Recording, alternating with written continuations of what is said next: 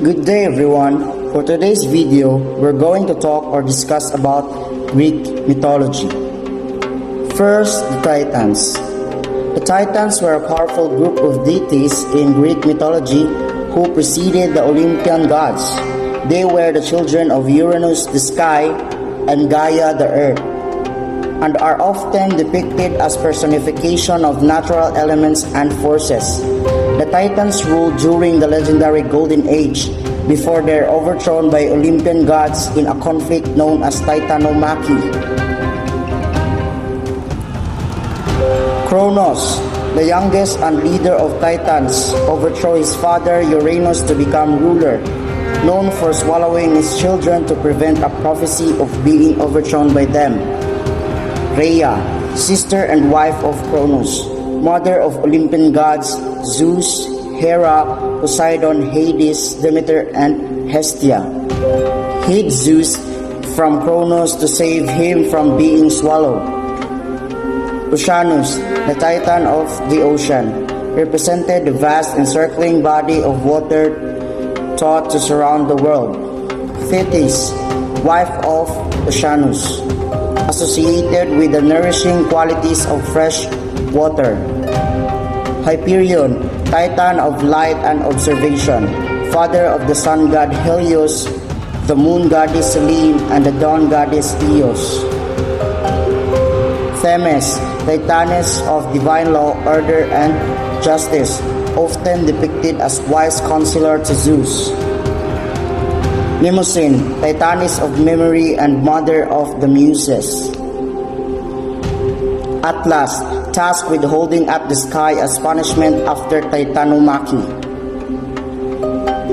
Prometheus and Epimetheus. Prometheus is known for creating humanity and giving them fire, defying Zeus. Epimetheus is remembered for his selfless actions, including accepting Pandora and her box. The Titanomachy. The Olympians, led by Zeus, rebelled against the Titans in a 10-year war. With the help of the Hecatoncheires, 100 giants, and the Cyclops, the Olympians defeated the Titans. After their defeat, many Titans were imprisoned in Tartarus, a deep abyss used as a dungeons. The Titans symbolizes a primordial world in Greek mythology, representing the low and untamed force that the Olympians sought to refine and control. Second is the Olympians. The Olympians are the 12 principal gods and goddesses of Greek mythology who resided on Mount Olympus after overthrowing the Titans.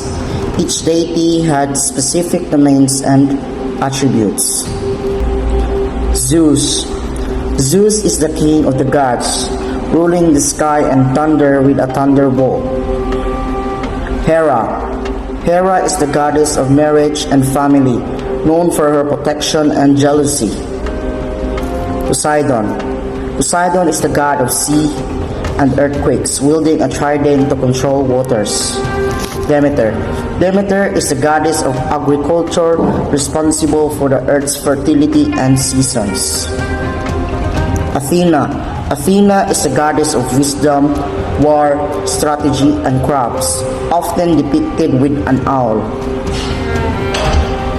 Apollo is the god of the sun, music, healing, and prophecy, embodying harmony and reason.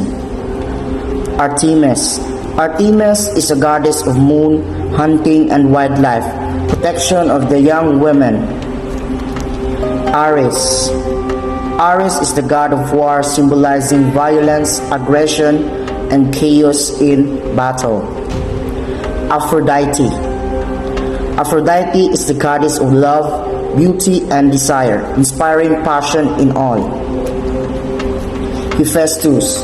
Hephaestus is the god of fire and craftsmanship, renowned for his skills in forging. Hermes.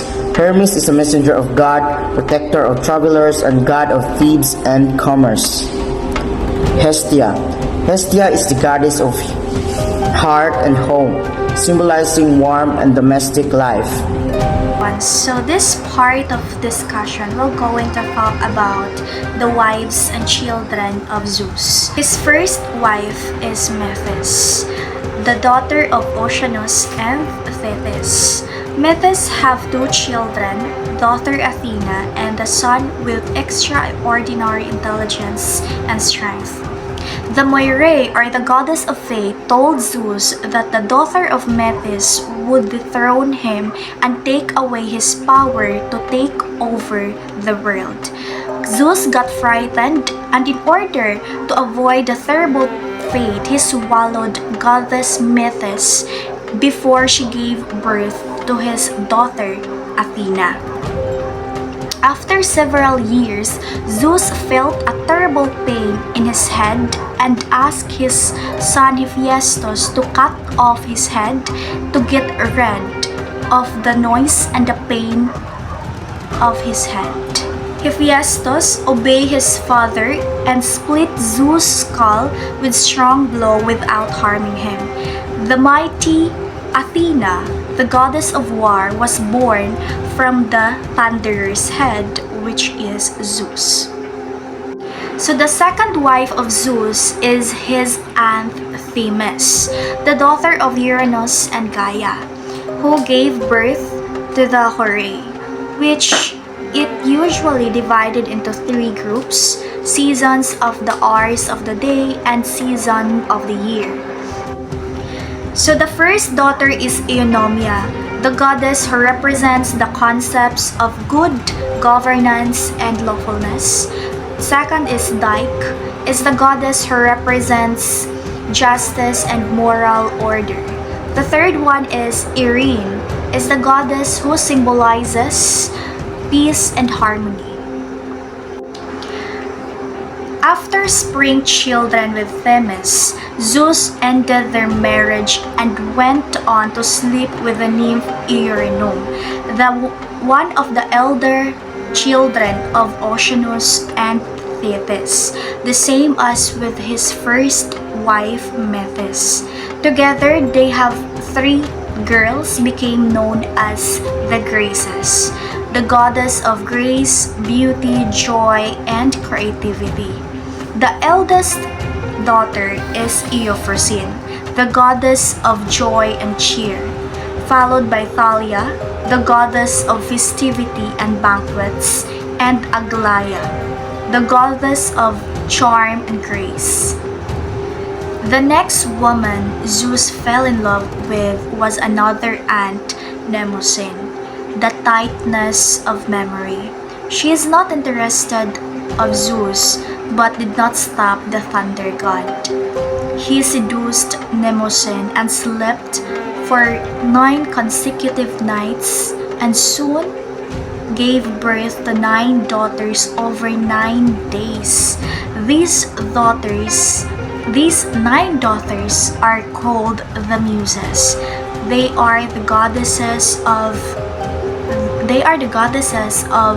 arts, literature, and science. So the 9 muses, namely Calliope, the muse of epic poetry; Clio is the muse of history, while Erato is the muse of love poetry; Euterpe is the muse of flute and music, while Melpomene is the muse of tragedy; Polyhymnia is the muse of hymns, while Terpsichore is the muse of dance, while Thalia is the muse of comedy, and Urania is the muse of astronomy.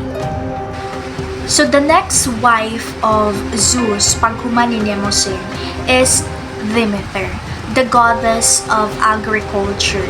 The two have very beautiful daughter, and that daughter named Persephone, the goddess of the underworld, the goddess that was kidnapped by Hades, the god and the brother of Zeus, the god of the underworld. After he married Demeter, he then married his famous lover Hera. Hera is the queen of Olympus and the goddess of marriage, or the jealous protector of marriage, and punished every woman Zeus fell in love with. So, Hera is a type of god that is not easily na maseduced, na ma-fool ni Zeus. But Zeus had a lot of ways na para makuha o maibog niya si Hera. And then, they have their first child because Zeus successfully slept with Hera. So their first child, or the eldest child of Hera and Zeus, is Ares, the god of war and revenge, the bloodthirsty and merciless type of god, followed by Enyo, the goddess of war and the close companion of his brother Ares. And next is Hebe, the goddess of the youth, and followed by Hephaestus, the god of blacksmith and metal working and fire.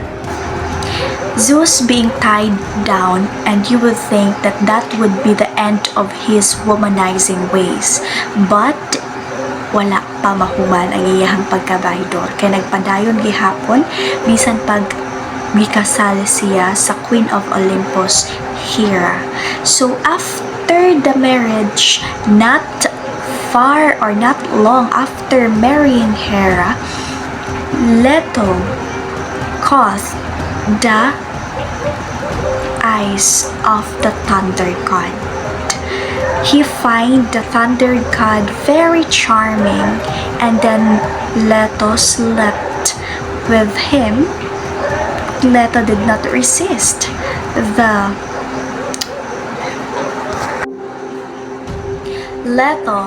tightness of the motherhood caused Zeus' eyes, finding the thunder god to be very charming.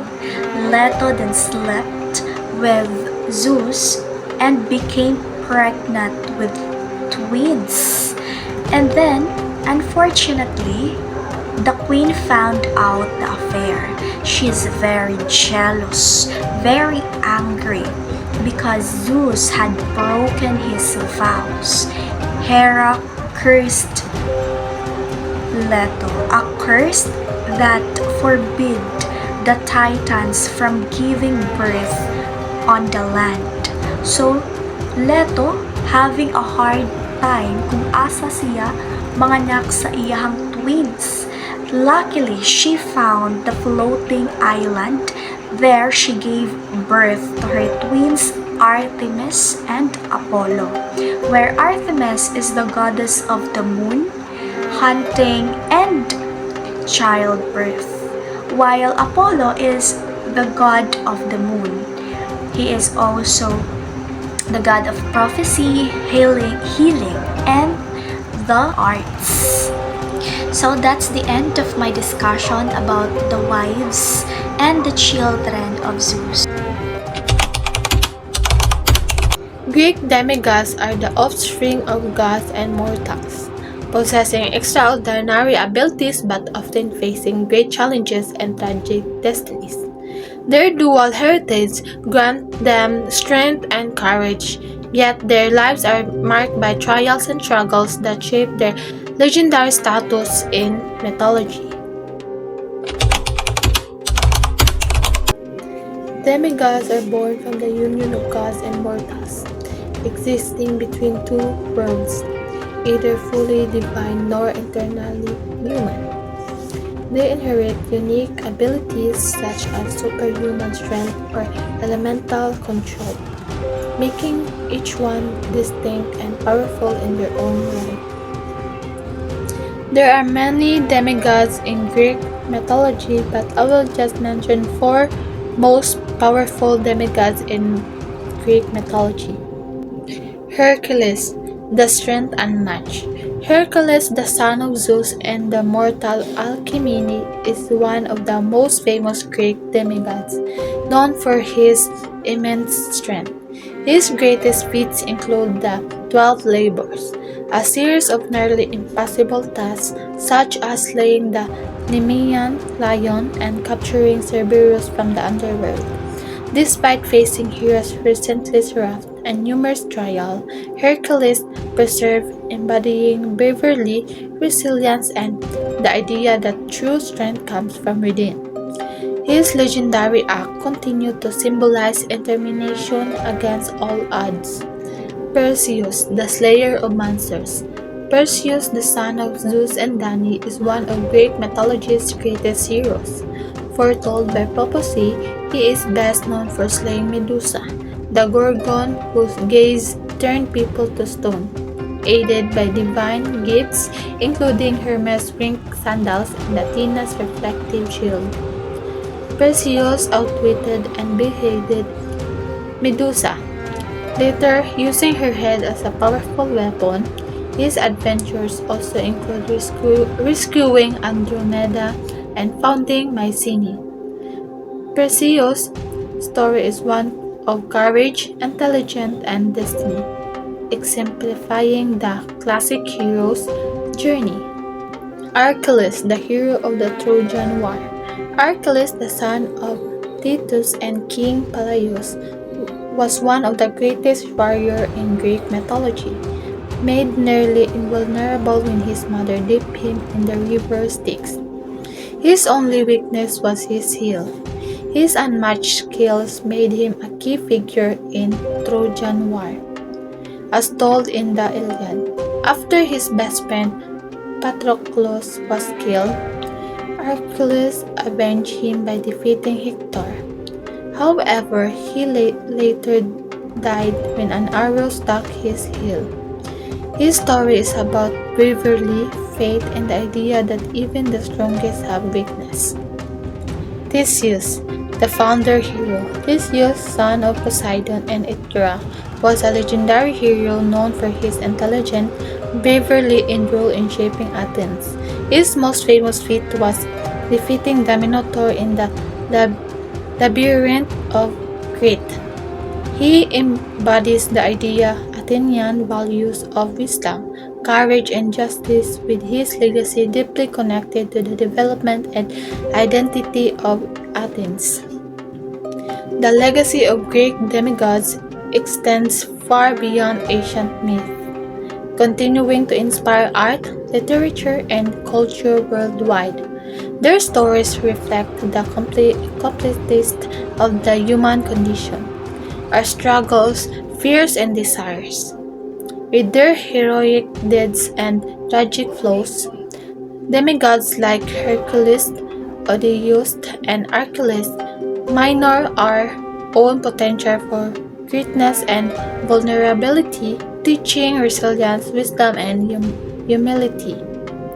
These timeless figures influence modern narratives in movies, books, and plays, showing how the fascination with this mortal god hybrids remains powerful across cultures and eras. They encourage us to confront our own challenges with courage and heart, just like the heroes of old.